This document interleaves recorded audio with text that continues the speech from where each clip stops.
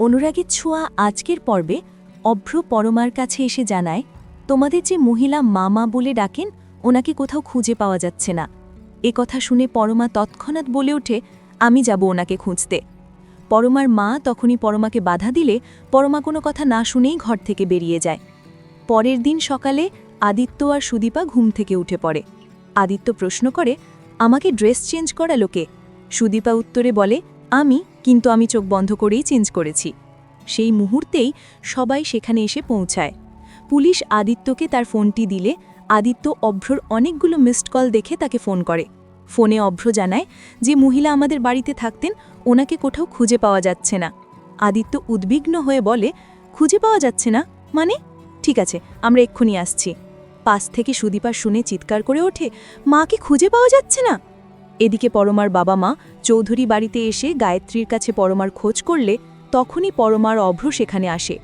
পরমার মা পরমাকে জোর করে বাড়িতে নিয়ে যেতে চাইলে সুদীপা এসে পরমার মাকে বাধা দেয়। কিন্তু পরমার মা তবুও জোর করলে সুদীপা বলে, আপনি এরকমটা করবেন না। তখনই পরমার মা সুদীপার গায়ে হাত তুলতে গেলে গায়ত্রী তার হাতটা শক্ত করে ধরে বলেন, ও আমার বাড়ির বউ, ওকে আমি শাসন করব, কিন্তু আপনি কে যে ওর গায়ে হাত তুলছেন? এরপর গায়ত্রী পরমাকে উদ্দেশ্য করে বলেন, তোমাকে আমি একটা কথা বলছি, তুমি যদি এ বাড়িতে থাকতে চাও অভ্র কোনোদিনও তোমায় তাড়াতে পারবে না, আর যদি এ বাড়ি থেকে বেরিয়ে যাও চিরকালের মতো এ বাড়ির দরজা তোমার জন্য বন্ধ। পরমা দৃঢ়তার সাথে বলে, আমি এ বাড়িতে থাকব।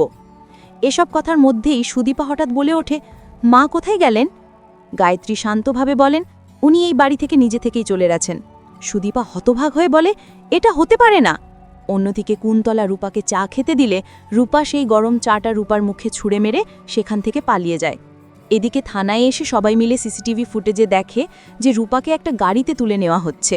পাশ থেকে আদিত্য বলে, যে করেই হোক ওনাকে উদ্ধার করতেই হবে, আমি স্কেচ আর্টিস্ট ডাকছি, সুদীপা আর পরমা ওনাকে হেল্প করে দেবে। তখনই সুদীপা পরমাকে বলে, যে করেই হোক ওনাকে খুঁজে বের করতে হবে। পরমা গুরুত্বপূর্ণ একটি তথ্য দেয়, ওনার নাম উনি জানেন, অনেকবার বলেছেন, ওনার নাম রূপা। তো বন্ধুরা, এই ছিল আজকের পর্ব।